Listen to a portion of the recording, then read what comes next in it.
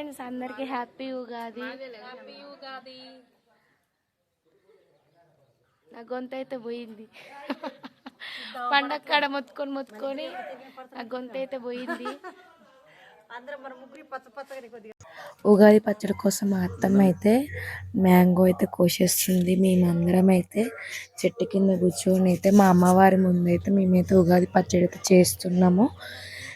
ఉగాది పండగకి అయితే మా పెద్ద బిడ్డ మా చిన్న ఆడపడిచే వాళ్ళు అయితే వచ్చినారు. మేమందరం కలిసి అయితే ఉగాది అయితే జరుపుకుందాం అనుకుంటున్నాము. నేనైతే ఉగాది పచ్చడి స్టార్ట్ అయితే చేశాను. నేనైతే కుండ కొనుక్కొచ్చాను. కొత్త కుండలో చేయాలి కదా ఉగాది పచ్చడి అనేసి కొత్త కుండ అయితే కొనుక్కొని వచ్చాను. అందరికీ ఇంకా నేనైతే కంకణాలు అయితే కట్టేస్తున్నాను. చింతపండు రసం కోసం అయితే నేను చింతపండు అయితే ముందుగా నానబెట్టుకున్నాను. ఇప్పుడు మా హస్బెండ్ అయితే వచ్చినాడు. తనకు కూడా కంకణం అయితే కడుతున్నాడు.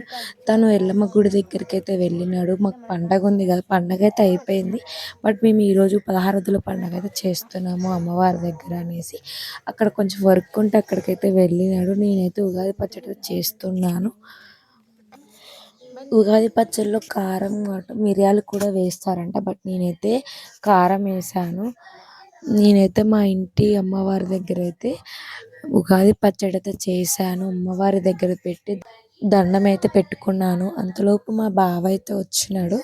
తనకి ఇంకా ఉగాది పచ్చడి అయితే పోస్తున్నాను. ఇంకా మేమందరం కలిసి అయితే పచ్చడి అయితే తాకిస్తున్నాము. ఉగాది పచ్చడి మా ఎల్లమ్మ పండగ వీడియోస్ అయితే తీసాను. బట్ ఇంకా అప్లోడ్ చేయలేదు. టైం లేక అప్లోడ్ చేయలేదు. మిస్ కాకండి మా ఎల్లమ్మ పండగ ఎలా జరుపుకున్నాము అనేది నేనైతే మొత్తం లాంగ్ వీడియో అయితే పెడతాను చూడండి.